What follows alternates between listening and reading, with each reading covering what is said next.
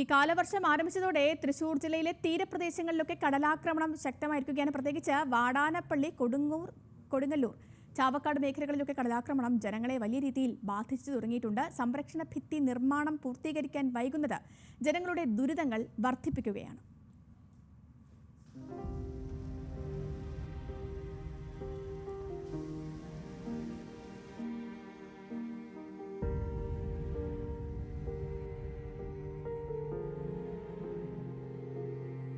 അഴീക്കോട് മുതൽ അണ്ടത്തോട് വരെ ഏകദേശം 70 കിലോമീറ്ററോളം നീളത്തിൽ കടലോര മേഖല.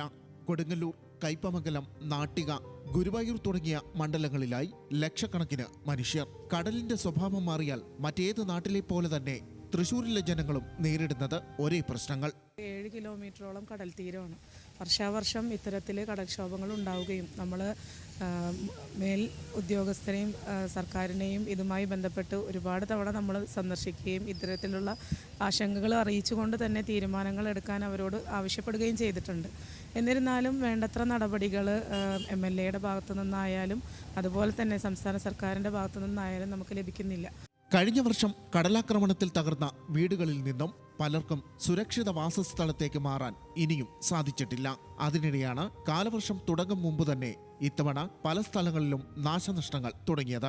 ഓരോ കാലവർഷവും കടപ്പുറം പഞ്ചായത്തിലെ സാധാരണ ജനങ്ങൾക്ക് വളരെയധികം ഭയമുള്ള ഒരു കാലഘട്ടമാണ്. കടൽക്ഷോഭം നിരന്തരമായി ഉണ്ടാകുന്നു. അതുമായി ബന്ധപ്പെട്ട് അവരുടെ സ്വത്തിനും അതുപോലെ തന്നെ ജീവനും ഹാനി ഉണ്ടാകുന്ന അവസ്ഥയാണ്.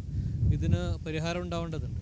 എല്ലാ കടൽക്ഷോഭ സമയത്തും ഇത് അധികാരികളുടെ മുന്നിൽ ഈ വിഷയങ്ങൾ അവതരിപ്പിക്കുകയും അതിന് തുടർ നമ്മൾ ഫോളോ അപ്പ് ചെയ്യുന്നുണ്ടെങ്കിൽ പോലും ഇതിന് പരിഹാരം ഉണ്ടാകുന്നില്ല. കടപ്പുറം പഞ്ചായത്ത് കാരവ, കടപ്പുറം, പെരിഞ്ഞനം, വാടാനപ്പള്ളി, ഇടവിലങ്ങ് തുടങ്ങിയ സ്ഥലങ്ങളിലാണ് സംരക്ഷണ ഭിത്തി നിർമ്മാണം എങ്ങും എത്താത്ത നിലയിലുള്ളത്. കാലവർഷം മുൻനിർത്തി ജിയോ ബാഗുകളെങ്കിലും ഇവിടങ്ങളിൽ അടിയന്തരമായി സ്ഥാപിക്കണമെന്നാണ് തീരദേശ ജനത ഒരേ സ്വരത്തിൽ ആവശ്യപ്പെടുന്നത്. ന്യൂസ് മലയാളം, തൃശൂർ.